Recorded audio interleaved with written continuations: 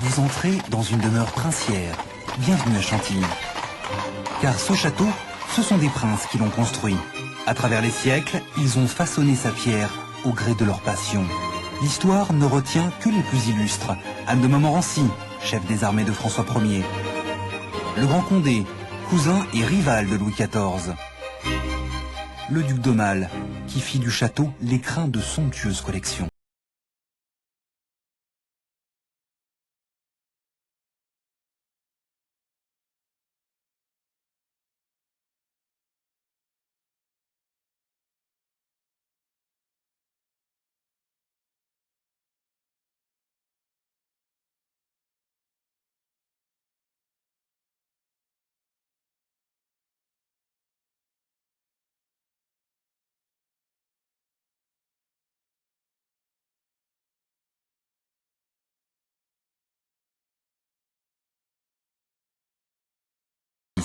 Dans une semaine, elle inaugure une nouvelle exposition. Bonjour messieurs. Pour commencer, il faut démonter toutes les vitrines. C'est un métier complet, il y a des moments très intellectuels, des moments de la recherche, de l'écriture, puis il y a des moments effectivement où ça va vite. C'est lourd là.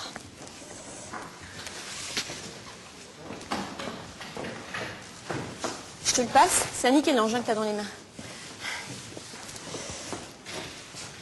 C'est une des plus grandes collections de dessins d'Europe, qui a été réunie en près de 40 ans par le duc d'Aumale, donc, qui était le fils du roi Louis-Philippe. Et c'est un des plus grands cabinets de dessin qui soit en France. Le duc d'Aumale. Sur ce dessin, il a 21 ans. Nous sommes chez lui, à Chantilly. Le duc d'Aumale est l'un des plus grands collectionneurs du 19e siècle. Dans son cabinet de dessin, des croquis signés Claude Lorrain, Michel-Ange, Poussin ou Raphaël. Ces portraits de François Clouet viennent juste d'être restaurés. Sur ce dessin, c'est Françoise de Maréchal du Parc, donc une dame de compagnie de Catherine de Médicis, une des plus jolies femmes de la cour. Donc c'est un dessin de l'atelier de François Clouet. Là, je pense que c'est l'écriture de la reine Catherine de Médicis elle-même. Cette écriture penchée et étroite, c'est assez caractéristique de celle de la reine. Le plus grand dessin de l'exposition, là on le prend tout seul.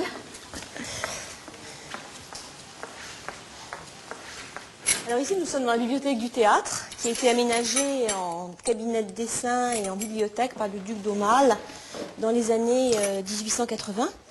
Et sous le buste du duc d'Aumale, par Paul Dubois, dans le meuble central, vous avez donc tout le cabinet des dessins et tout le cabinet des estampes de Chantilly. Donc 2500 dessins et 2500 gravures.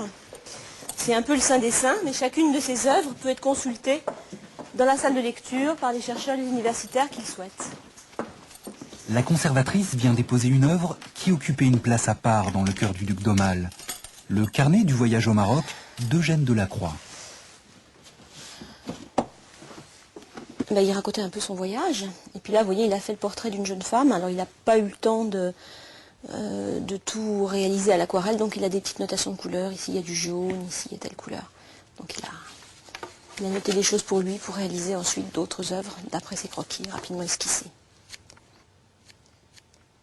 Le duc d'Aumale a vécu presque 10 ans en Algérie et il adorait l'Afrique du Nord. Donc, il cherchait à retrouver des souvenirs à travers les dessins de Delacroix. C'est aussi une œuvre inestimable du patrimoine français, donc il espérait pouvoir le donner à la France, ce qui a été le cas, puisqu'il a donné ses collections donc, à l'Institut. Le voici revenu à sa place jusqu'à une prochaine exposition.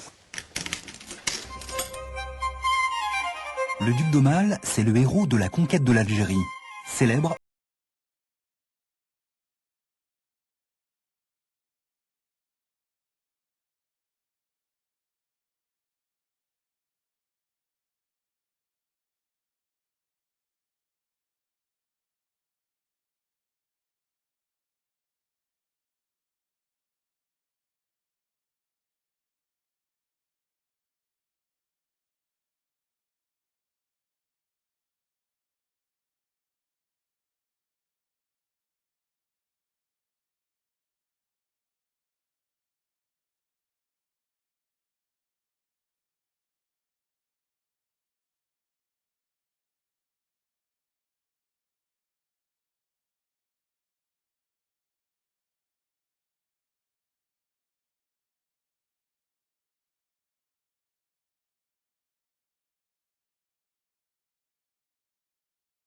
Où sont conservées une partie de la collection 19e d'estampes du duc d'Aumale et aussi sa collection de photographies.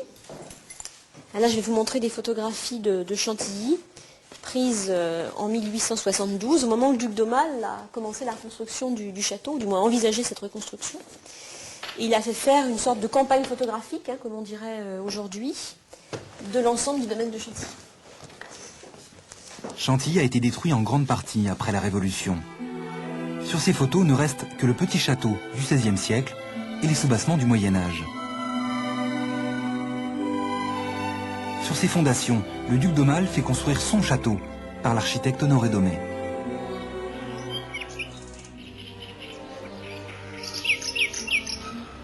Le duc a besoin de pierres.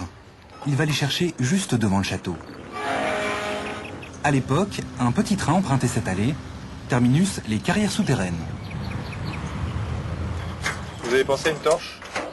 Moi j'ai la mienne, mais elle est un peu petite quand même. Frédéric est directeur du développement au château. Tous les 3 mois, il inspecte les anciennes carrières. Et ce qui est intéressant de voir, c'est que les ouvriers qui travaillaient donc à la construction du grand château avec le duc d'Aumale inscrivaient leur nom sur les pierres. Là, vous avez Édouard de Caen, 1873. Donc on est en plein dans la construction du grand château.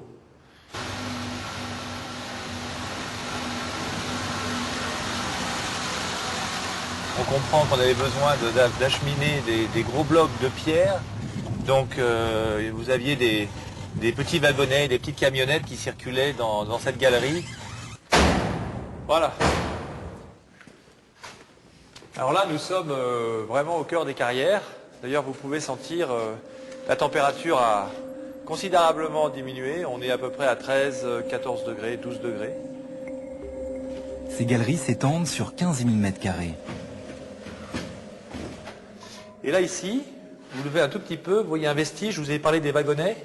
Donc là, vous avez un vieux wagonnet qui est là. C'était le Titanic, il n'a pas bougé. Le chantier du château a duré des années, plus de 10 ans.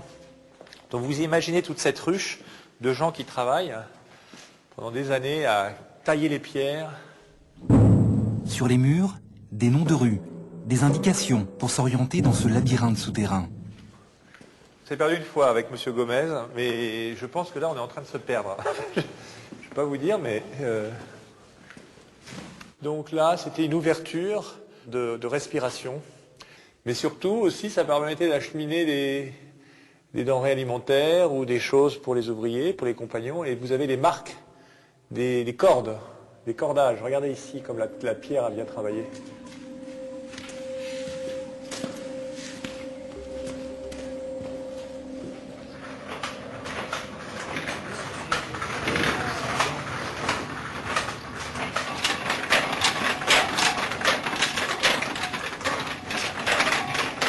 Dans son testament, le duc d'Aumale prévoit d'ouvrir Chantilly au public. À l'intérieur du château, le musée Condé accueille ses collections. Dans la galerie de peinture, rien n'a changé depuis le 19e siècle. Chaque cadre est accroché exactement là où le duc l'a voulu.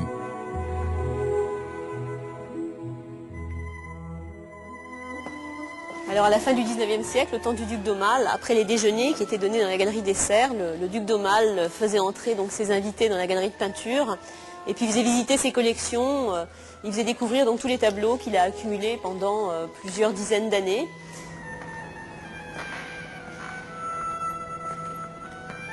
Il adorait l'orientalisme, qui est aussi le courant artistique qui était soutenu par la famille d'Orléans, c'est une branche du courant romantique. Et il s'arrêtait en particulier sur ce tableau de Decamps, le souvenir de la Turquie d'Asie ou les enfants turcs auprès d'une fontaine. Donc un tableau dont il disait que c'était un coup de soleil qui éclairait la galerie de peinture. Alors il aimait tellement ce tableau de Decamps qu'il l'avait mis en face du massacre des Innocents de Poussin, qui est peut-être le chef-d'œuvre incontesté de notre collection de peinture.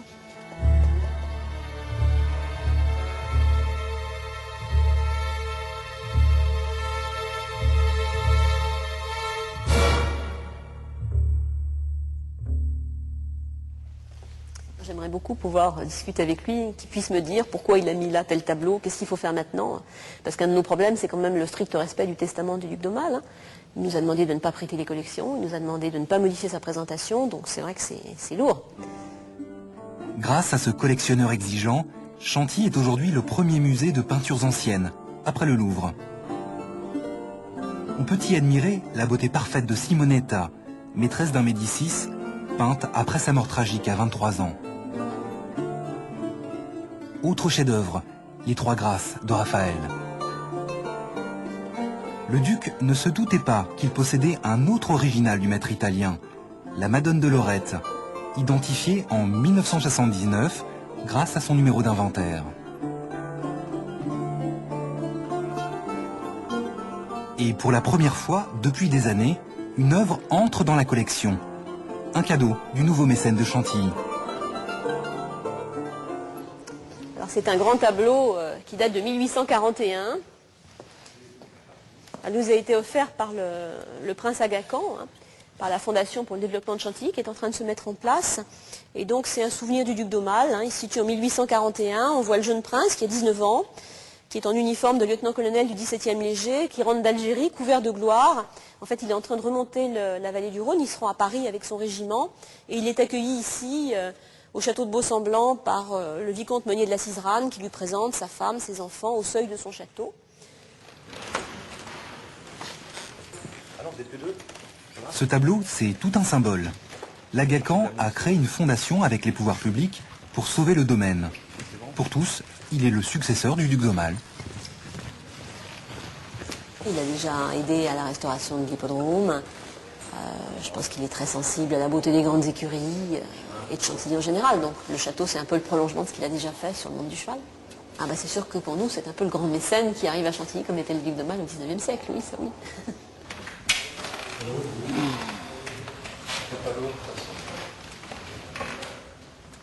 C'est bon, c'est bien. Je l'emmène directement, moi. Hein ouais, vous l'emmenez directement. Je lâche. Hop. Je lâche. Si quelqu'un peut aller avec lui pour ouvrir les portes devant lui. Hop. Vous allez ? Bon, mais c'est pas la peine de... Non. Je suis de là-haut. Tu peux bien, tu me dis quand t'es bien. T'es bien là? Tu me dis. C'est bon, c'est bon. Le vase de porcelaine offert au duc d'Aumale par son père Louis-Philippe. Il va retrouver sa place dans l'exposition. Nous, on va juste demander un petit passage. Il y a une pression quand on porte quelque chose comme ça. Une grosse pression. Très grosse. Merci les enfants. Excusez-nous. Il y a une œuvre qui passe. On n'en a pas pour longtemps, on va juste traverser la salle.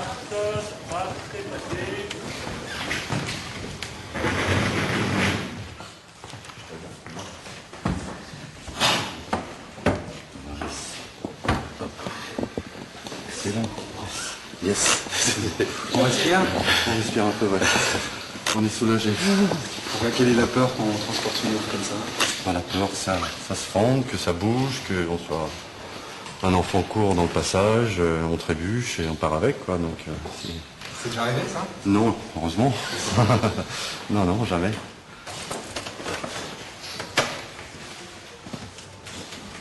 Encore un peu vers vous, monsieur. Un tout petit peu. Juste la partie du centre. Voilà. Voilà. Vous nous dites quand c'est droit? Encore un petit cheveu. Là, c'est On est dans l'axe? Bon, ben voilà. Ouf. Ça y est. On est bien propre maintenant. Des porcelaines, des tableaux, des dessins, mais surtout des livres. Le duc d'Aumale a établi lui-même le catalogue de sa bibliothèque, la première de France après la Bibliothèque nationale. La conservatrice des manuscrits, c'est elle qui veille sur ce trésor. Nous sommes dans le cabinet des livres. C'est une pièce qui a été construite spécialement pour abriter cette collection de livres. C'est combien de livres au total ici? 13 000 livres, 1500 manuscrits, 11 500 livres imprimés depuis le XVe siècle.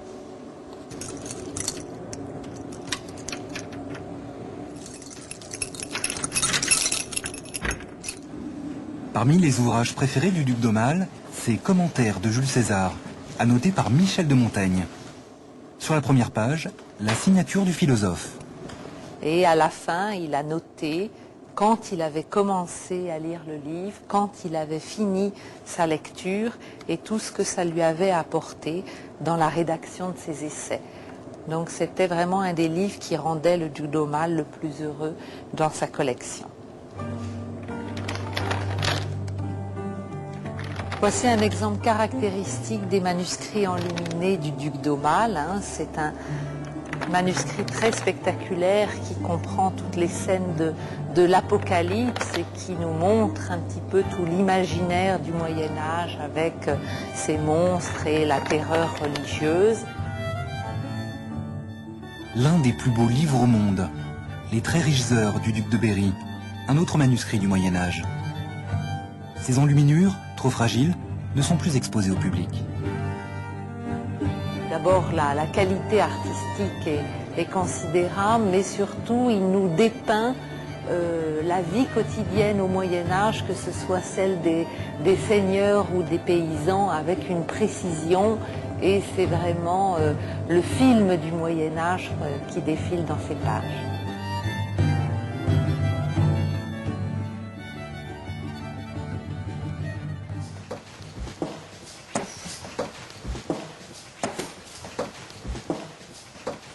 Alors ici, c'est la chambre du duc d'Aumale, qui n'a pas du tout été modifiée depuis la disparition de notre donateur en 1897. Donc tous ces objets personnels sont là, la pipe qui se trouve sur la table, des souvenirs de famille.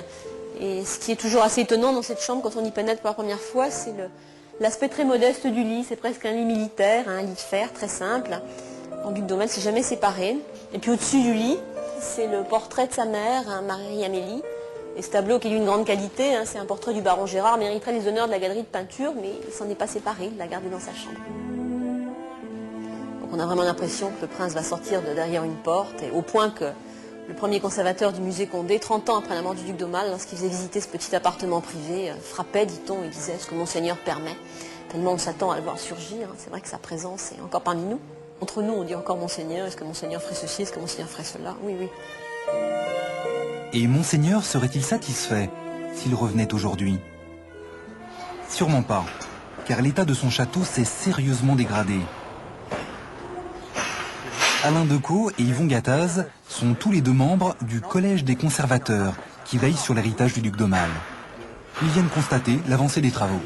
Nous avons quand même restauré tout le premier étage de cette aile de Clinchamp. Il nous reste à faire le rez-de-chaussée et le premier étage. Mais là, avec les toitures qui ont été refaites, on a déjà fait des travaux considérables.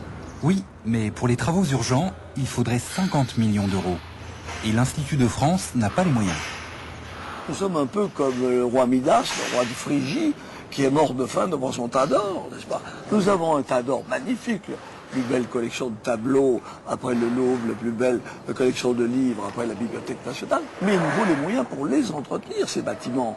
Et nous ne les avons pas. Et nous n'avons pas le droit de vendre. Et on n'a pas le droit d'aliéner, de vendre, même pas de changer la disposition des tableaux. Le duc d'Aumale, qui nous a fait ce don somptueux à l'Institut de France, savait très bien et a interdit qu'on vende.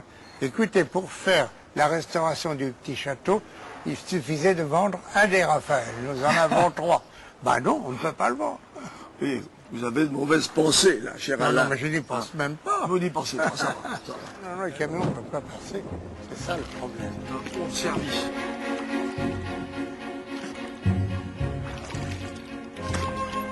Petite balade dans les douves avec les jardiniers pour vérifier l'usure des sous-bassements du château. On a déjà les fondations, là, regardez, c'est vraiment ce qui s'appelle. Voilà. Les pierres s'effritent à cause du gel et de la végétation. Donc là, c'est bien pris sur le joint. Vous voyez? Après, la pierre, elle saute. Vous voyez? Et tout ça, c'est de la terre qui est rentrée dedans. Remettre en état les sous-bassements, c'est le prochain chantier pour éviter que le château ne risque de s'affaisser. Et l'intérieur du musée aussi a besoin de restauration.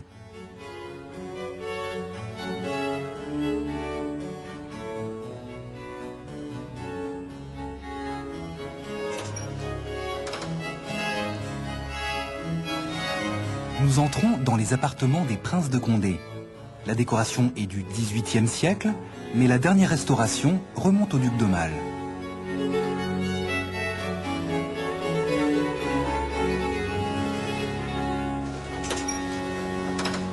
Alors ici, nous pénétrons dans la Grande Singerie, qui est peut-être la pièce la plus ravissante du grand appartement des princes de Condé. Le prince de Condé a fait peindre par Christophe Huette, très probablement, ce merveilleux décor, donc composé de chinois et de singes, d'où le nom de Grande Singerie qui est donné à cette pièce. Ici aussi, il y aurait quelques travaux à faire. Oui, bien sûr, c'est même une restauration qui est déjà prévue et qui aura probablement lieu l'année prochaine ou dans les 2 ans en tout cas. Déjà des problèmes de bâtiment, vous voyez qu'il y a des fractures importantes dans les panneaux, donc il faut à tout prix empêcher des fragments de peinture originale de tomber. Et surtout, il faut là aussi redonner le ton d'origine, c'est-à-dire qu'il était d'un blanc pur, hein, les fonds étaient très, très clairs, hein, et compléter les dorures qui sont aussi très abîmées. Alors la pièce suivante, c'est la Galerie des Batailles, ou Galerie des Actions de Monsieur le Prince. Mais elle est actuellement en travaux, donc on peut voir d'après la photographie l'aspect que présente la galerie lorsqu'elle est normalement ouverte au public. Ici, c'est la plus grande et la plus belle pièce de l'appartement historique, oui, tout à fait. Alors il faut l'imaginer uniquement, puisque malheureusement nous n'avons pas tout le volume à disposition. Et puis on a à la vue seulement une partie du décor de boiserie, hein, qui est un décor quand même très abîmé, donc qui va retrouver tous ces feux.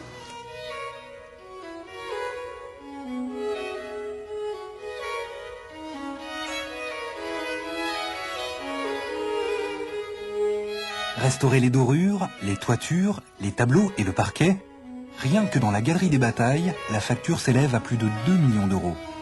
Alors ici, on a un des tableaux de la Galerie des Batailles, peint par Sauveur-le-Comte au XVIIe siècle, qui nous montre le blocus de Paris. On est pendant la Fronde, au milieu du XVIIe siècle. Et on a restauré donc ces tableaux entre 1997 et 2001 à l'aide de mécénat privés. Mais en fait, un certain nombre d'entreprises cherchent à faire du mécénat culturel. Hein. On a une longue tradition en la matière. C'est quoi le deal que vous leur proposez? C'est l'allocation d'une soirée, en fait l'équivalent de l'allocation d'une soirée au château contre la restauration d'une œuvre. Ce soir justement, un fabricant de moteurs d'avion a loué la salle à manger du duc d'Aumale. Autour de cette table, 50 invités prendront place. Et spécialement pour l'occasion, la conservatrice a accepté de prêter certains objets du musée. Ils sont en train de sortir des chandeliers surtout du duc d'Aumale pour disposer sur la grande table de la galerie des Serres en vue d'un dîner qu'on a ce soir, un dîner de prestige dans le grand château. C'est du bronze doré, encore une fois c'est manipulé par notre personnel, donc il n'y a pas de réel souci. Mais ça fait vivre le château, c'est certain que ça donne une âme particulière à la maison. Mais vous êtes là quand même ce soir pour surveiller, je suppose. Dans la mesure où il y a une sortie d'œuvre, oui. Et nous ne le faisons que lorsque l'invité en fait fait un don au musée. La droite, tu la tournes légèrement, stop. Ensuite, avance un peu, exact. Continue. Les invités arrivent dans 1 heure.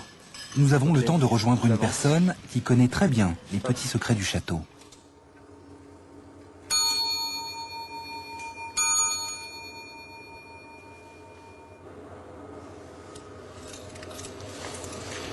Qu'est-ce que vous êtes en train de faire, Camille? Eh bien, j'essaye de remettre cette horloge d'époque Louis XIV à l'heure. Ça fait longtemps que vous remontez les horloges comme ça? Oui, il y a un petit moment, oui. Combien de temps? Oh, je sais pas, 30 ans, 31 ans. Vous voulez pas le dire? Non, je pense 30 ans. Absolument 30 ans, oui. Coquetterie mise à part, Camille travaille ici depuis 34 ans. Il est le plus ancien gardien de Chantilly. On est à l'heure. Camille nous emmène sous les toits, nous présenter l'une de ses vieilles amies.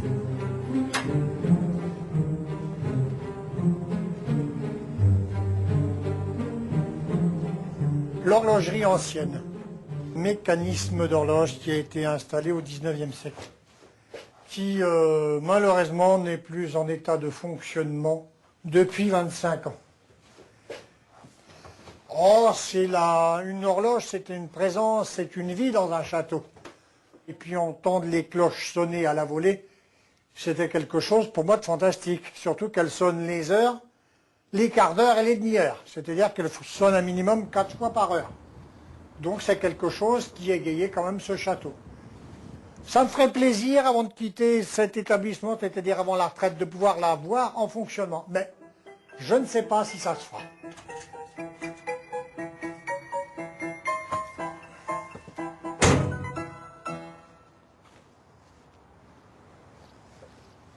Vous faites attention, vous prenez votre temps, car l'endroit n'est pas large. Regardez. Regardez et admirez la perspective du lieu. Les jardins à la française, le calme de surcroît, les petites îles. De cet endroit, on aperçoit un tas de choses, sans pour ça que les gens vous voient. Quelque part, oui, c'est un jardin secret. J'en ai d'autres, mais celui-là, j'aime beaucoup venir ici.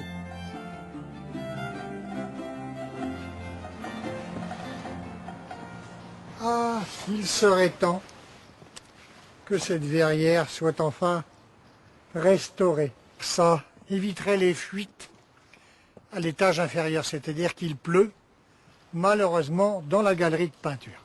Eh bien, voyez les joints qui sont ici, il n'y a plus de joints. On est obligé de mettre ceci, c'est-à-dire de coller du sparadrap.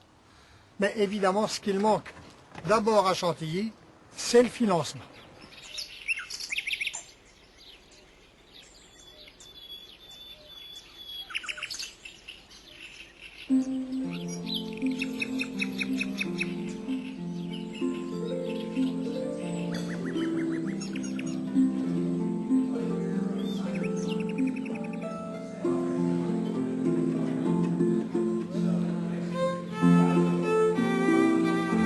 Ce soir, la location de la salle à manger du Duc rapporte 6 500 €.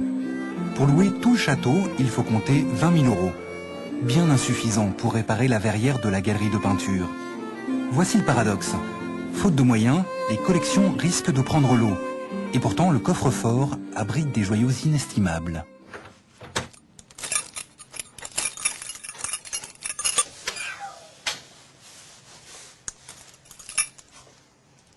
Dans le coffre, on a essentiellement les manuscrits les plus précieux de la bibliothèque, qui ne sont pas montrés très souvent, comme les Très riches heures du duc de Berry, par exemple, qui est un des manuscrits qui se trouve ici, ou les heures d'Anne de Montmorency. Et puis en partie haute, le coffre qui est à l'intérieur du coffre, nous avons un des joyaux du musée Condé, qui est le célèbre diamant rose. C'est un diamant d'une eau particulière, hein, c'est un diamant très pur, d'une couleur extraordinaire, un rose, comme vous le voyez, extrêmement clair. Et ce diamant, il a une histoire étonnante, puisqu'il a appartenu au Grand Condé, qui a possédé le château de Chantilly au XVIIe siècle, qui portait, paraît-il, le pommeau de sa canne. Et s'il nous est précieux, c'est peut-être parce qu'il nous a été dérobé. Hein. Il nous a été volé en 1926 par des cambrioleurs dans le cabinet des Gemmes. Le vol du diamant rose a fait la une de tous les journaux. Il fut retrouvé dans des conditions rocambolesques. Le diamant avait été dérobé donc par des personnages peu recommandables qui avaient stocké leur butin dans un petit hôtel près de la gare de l'Est. C'était des Alsaciens. Ils essayaient d'écouler leur butin et le diamant rose, il était invendable. Et donc, ils l'avaient caché dans leur chambre, à l'intérieur d'une pomme. Et la femme de chambre l'a trouvé par hasard en croquant la pomme. Et c'était effectivement le diamant rose.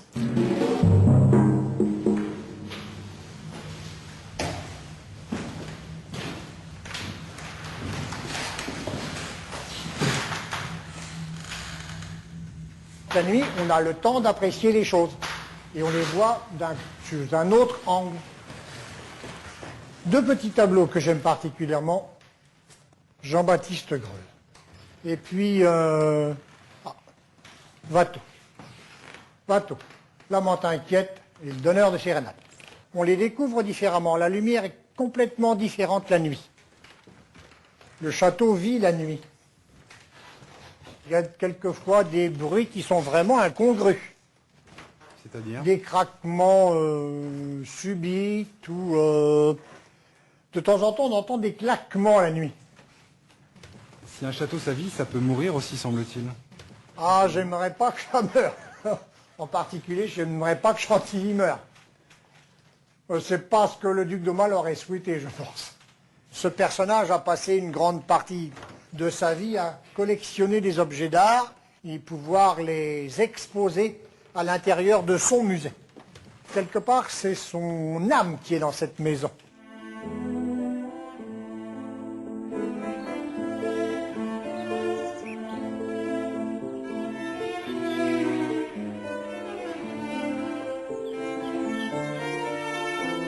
Comment sauver l'héritage du duc d'Aumale? Peut-être grâce à ces pouliches qui s'échauffent près de l'hippodrome. Elle porte les couleurs du prince Aga Khan. Son écurie est installée à proximité, car Chantilly est l'un des plus grands centres d'entraînement européens pour les chevaux de course. Et ça ne date pas d'hier. Comme chaque année, depuis 1843, l'hippodrome accueille aujourd'hui le prix de Diane.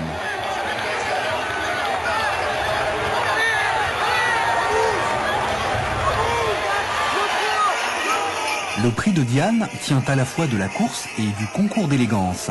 Le chapeau est de rigueur, créé sur mesure pour l'événement. Il doit être, si possible, voyant, sinon beau, en tout cas original.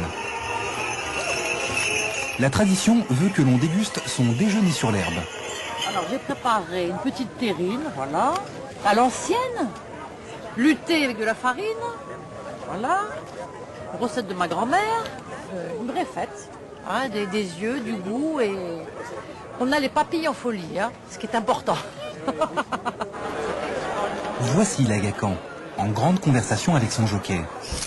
Prince et richissime homme d'affaires, Karim Aga Khan est un descendant du prophète Mahomet. Chef spirituel des musulmans ismaéliens, sa fortune est considérable. Passionné par les courses, le prince a commencé par restaurer l'hippodrome de Chantilly. Il s'apprête maintenant à sauver le château.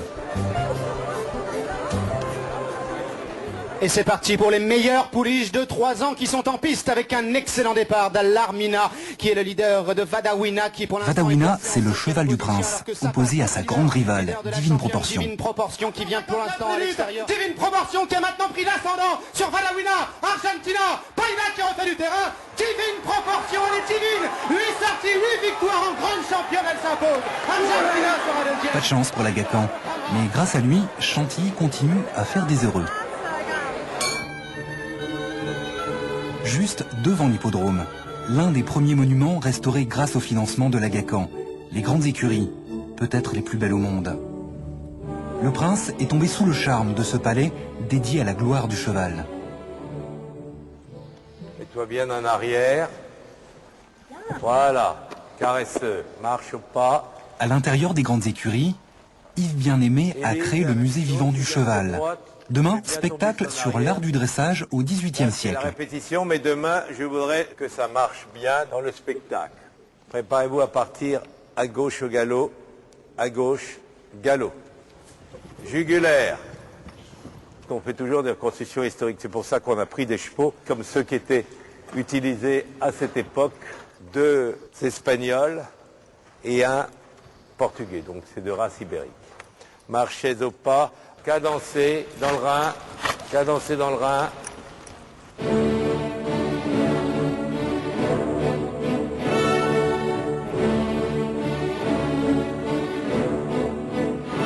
Demi-vol, 2, et vous allez faire une demi-vol.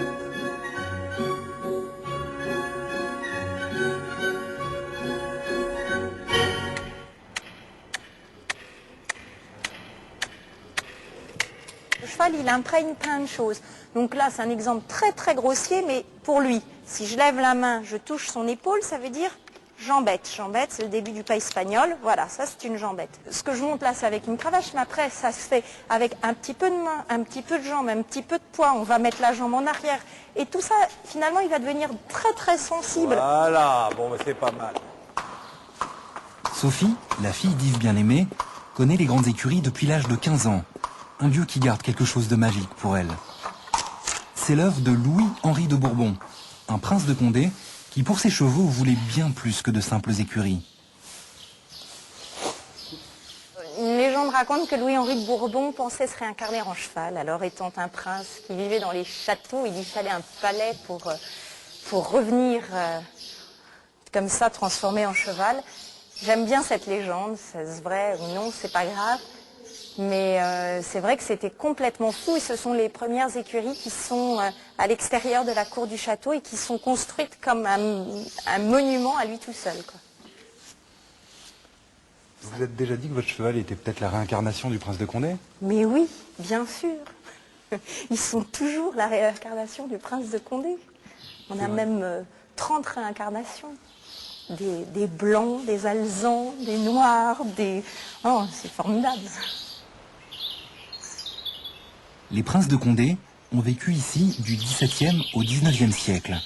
Chantilly est alors un lieu de fête, un modèle de l'art de vivre à la française. Le duc d'Aumale se sentait très lié à cette grande famille qui l'a précédé à Chantilly. Dans son nouveau château, il rend hommage au prince de Condé. Alors nous entrons dans la chapelle du château, qui a été réédifiée par Honoré Daumet pour le duc d'Aumale dans les années 1880.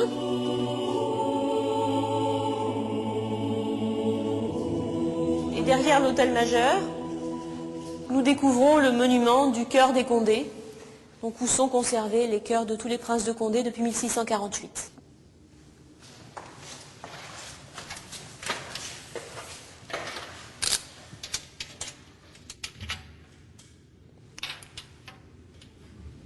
Ici, on a donc le cœur du dernier duc de Bourbon, du dernier prince de Condé qui est mort en 1830, celui qui a légué Chantilly au duc d'Aumale. Et ici, donc le dernier cœur, dans cette boîte de velours rouge, c'est le cœur du fils du duc d'Aumale, Louis d'Orléans, prince de Condé, qui meurt en 1866. Dans cette troisième boîte, le cœur du plus célèbre des princes de Condé, Louis II, dit le Grand Condé. Cousin et généralissime de Louis XIV, ce prince s'est révolté contre son roi. Son alliance avec les Espagnols lui a coûté très cher. Alain Decaux se passionne pour le destin de ce prince qui connut les souffrances de l'exil. Le pauvre Condé a dû se cacher en Espagne. Mais les années ont passé, il a fait savoir qu'il se repentait et Louis XIV lui a donné l'autorisation de rentrer en France. Mais pas à Chantilly. Voilà le drame. Le roi voulait punir Condé et comme il savait que Chantilly était sa passion, il avait saisi Chantilly qui n'appartenait plus au Condé. Ça n'a pas duré un mois, 2 mois, mais des années. Et enfin, le roi munificent, se souvenant des victoires que Condé avait remportées pour la France, lui a dit « je vous rends Chantilly ». Et il est revenu ici où il a fait beaucoup de travaux.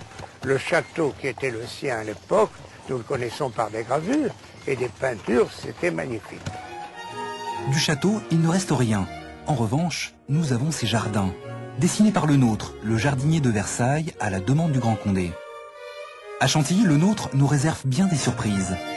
Depuis l'entrée, il trace un axe principal. Contrairement à Versailles, cette perspective ne traverse pas le château, mais une terrasse en forme de lyre. En son centre, trône aujourd'hui Anne de Montmorency, chef des armées de François Ier et ancien propriétaire des lieux. Ce n'est qu'une fois au pied de la statue que le nôtre révèle enfin ses jardins. Ce que je vous propose, c'est d'avancer et de faire finalement le chemin que faisaient les princes pour découvrir ce beau paysage. Alors on y va. Edith Vallée, paysagiste, raconte aux enfants les secrets du jardin à la française inventé par le nôtre. Parce que ce beau paysage, on va non seulement le regarder, l'étudier, mais on va aussi le dessiner. Ouais. Qui dit tableau, dit cadre. Par quoi est délimité le haut de mon tableau? Quelle est la ligne qui apparaît? Des arbres? Ouais, la ligne du haut des arbres. Regardez la frondaison des arbres. Voilà, on a là effectivement notre ligne haute et on a notre espace du Grand Canal mis en perspective. Et donc là, on a en dessous le bassin rond. Madame, comme ça? Voilà. C'est bien. Voilà, très bien. Maîtresse? Oh bon, je vais peut-être un peu trop. Voilà, il est un peu grand, mais c'est pas très grave. Est-ce que vous voyez que les choses se construisent petit à petit? Oui. Vous prenez les repères, les choses les unes par rapport aux autres. L'intention de le nôtre, c'est bien évidemment de montrer un paysage qui soit ordonnancé, qui soit organisé, autour de lignes de construction orthogonales, puisqu'on a là affaire à un axe de symétrie nord-sud et un axe perpendiculaire qui est occupé par le Grand Canal, et de montrer qu'effectivement on a un paysage qui est composé, ordonnancé autour de ces axes de composition. Le nôtre était aussi bien évidemment un peintre. Tous les paysagistes sont aussi des peintres, puisqu'ils composent des tableaux. Marie, Basile. Et on est à côté du bassin. Oui, vous êtes juste devant le grand bassin. Bon alors regardez-moi. Voilà. Vous êtes beau comme une glace à la crème chantilly. Dans ces jardins, le Grand Condé réunit les plus belles plumes de l'époque. La Fontaine, Mesdames de Sévigné et de Lafayette. La Bruyère ou Bossuet sont des habitués. À l'occasion se produit un saltimbanque nommé Molière. Les allées de Chantilly deviennent alors scènes de théâtre.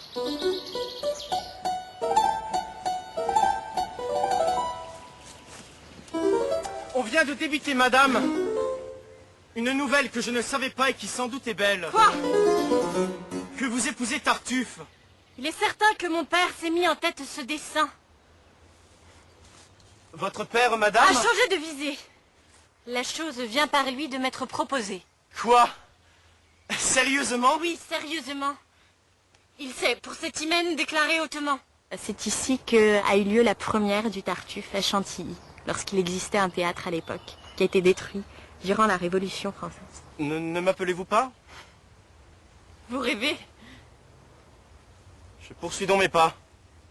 Adieu, madame. Adieu, monsieur. On n'a pas besoin de décor, ça c'est génial de pouvoir jouer avec ce qui nous est proposé par le lieu. C'est un atout énorme, et puis il faut peu de choses pour que les gens aient l'impression d'être comme c'était à l'époque. Le Nôtre met en scène la magie de l'eau. Il domestique une rivière, la Nonette, et crée cet immense canal, plus grand que celui de Versailles.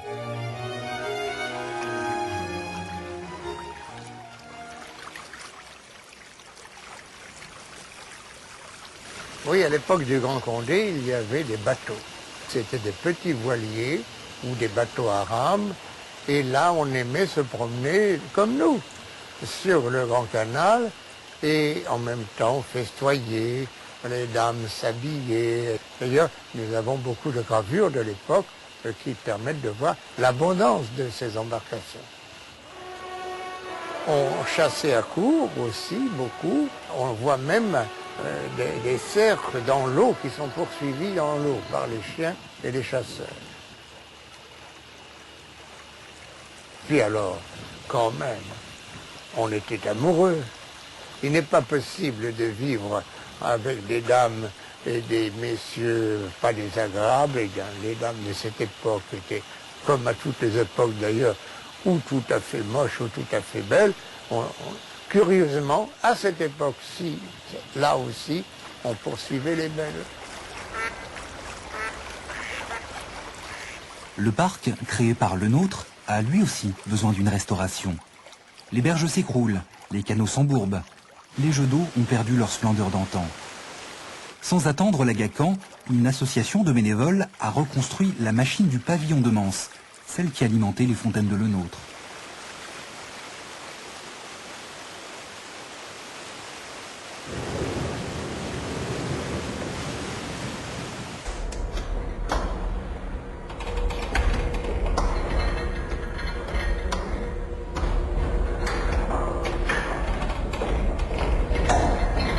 Cette machine se compose de deux éléments. Le premier, le plus spectaculaire, c'est cette roue à aube qui défile et qui est en fait le moteur. Et ce moteur avait pour rôle d'entraîner la machine élévatoire par elle-même, c'est-à-dire des pompes à piston qui puisaient l'eau dans le puits qui se trouve dans le fond de cette fosse.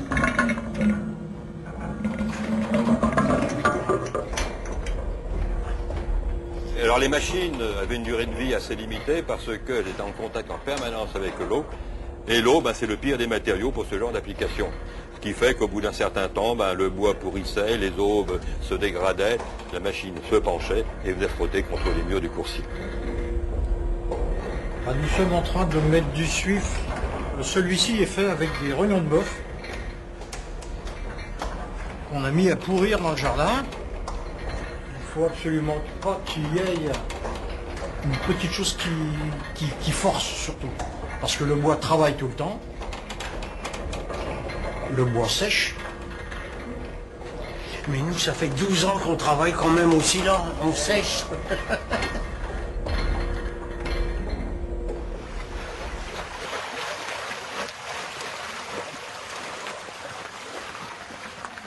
Voilà, monsieur Dudas, bonjour. On est chez vous ici. Est-ce qu'on peut offrir à ces messieurs une crème de chantilly? Bon, vous nous mettez où? Très bien. Nous sommes au hameau, où les invités des princes venaient déguster de fabuleux goûters champêtres. C'est, paraît-il, le berceau de cette célèbre crème qui fit la réputation de Chantilly. Donc le secret de la crème chantilly, c'est une bonne crème crue. on met 20 grammes de sucre glace, 20 grammes de sucre vanillé, et après c'est le tour de main, donc il faut battre énergiquement. Je remarque que quand on mange ici la dame Jolie, elle n'a pas le même goût que quand on l'achète dans une grande surface. Elle a un goût particulier. Il suffit de mettre le fouet et il tient tout seul. Et notre crème chantilly est terminée. Il suffit de la déguster.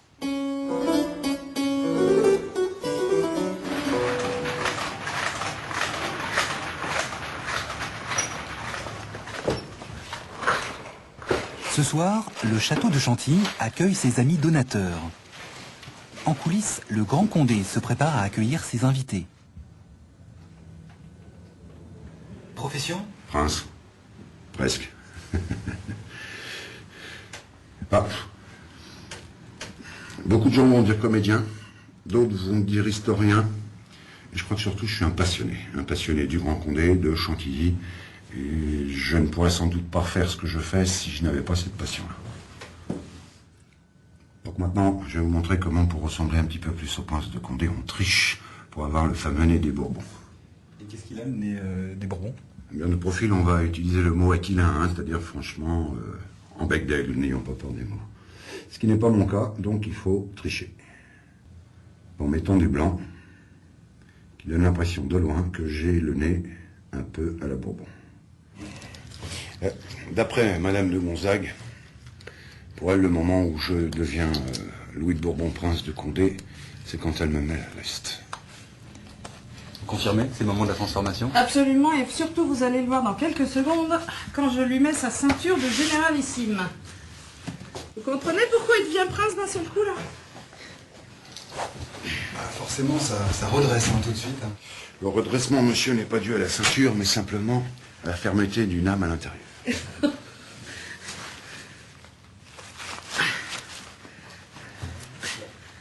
Merci, Madame de Gonzague. Est-ce qu'il arrive parfois que certains spécialistes viennent chercher la petite bête, des historiens vous posent des questions Ils ont toujours perdu jusqu'à aujourd'hui. C'est un petit peu mon titre de gloire, chacun le sien. C'est que depuis 94, personne ne m'a jamais posé une question dont j'ignorais la réponse. Cela dit, je n'ai aucun mérite. Moi, j'y étais. À l'époque du Grand Condé, Chantilly est un lieu de fête, de bal et de banquet. L'une des plus somptueuses réceptions est donnée en l'honneur de Louis XIV. Ce soir-là, l'intendant François Vatel descend en cuisine. Il se rend compte que le poisson qu'il a commandé pour nourrir le roi et sa cour n'est pas arrivé. Déshonoré, Vatel se retire et se transperce de son épée. Aujourd'hui, les cuisines du château ont été transformées en restaurant. Voilà, alors ici vous êtes dans une des parties les plus anciennes du château, à savoir les anciennes cuisines, là où le fameux Vatel a œuvré. Vous avez derrière moi le fourneau qui est apparu justement à l'époque de Vatel au XVIIe siècle. Donc c'est un nouveau plan de cuisson qui apparaît à cette époque. On laisse tomber plutôt la cheminée pour travailler autour de ce plan où sont incrustés des réchauds. La deuxième salle des cuisines, qui était une salle très importante à l'époque, c'est ce que l'on appelait le froid. C'était un petit peu le frigo de l'époque, le frigidaire. Donc ici, de différentes broches qui permettaient de faire rôtir différents animaux, de la volaille, donc des poulets, des pigeons, mais surtout des animaux, des viandes un peu plus importantes comme les bœufs, les cochons, les moutons. Entier? Complètement, entier. Voilà, et lorsque le repas était prêt, eh bien le maître d'hôtel n'avait plus qu'à sonner pour que les gens puissent s'installer et donc tirer sur cette corde qui fait sonner la cloche qui se trouve juste au-dessus des cuisines.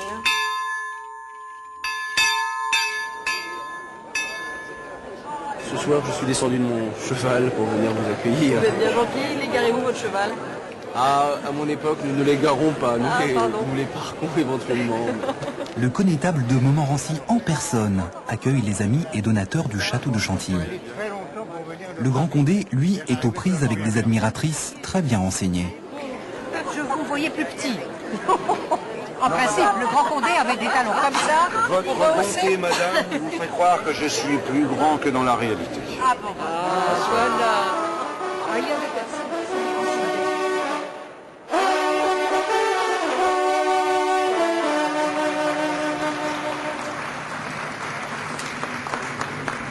Quant à Vatel, il vient de m'informer que tout était à votre disposition dans la galerie de peinture. Faites-nous la grâce, mesdames et messieurs, de bien vouloir rentrer dans ce domaine que nous aimons tous, le château de Chantilly. Merci. Les Amis de Chantilly financent la restauration d'œuvres du musée. Mais ces donateurs privés ne suffisaient plus. C'est pourquoi l'arrivée du prince Aga Khan est inespérée. C'est miraculeux parce que je ne vois pas qui d'autre aurait pu apporter autant d'argent. Et en plus, la création de sa fondation a entraîné l'aide du ministère de la Culture, des collectivités territoriales. Mais c'est vrai que c'est un prince qui succède à d'autres princes.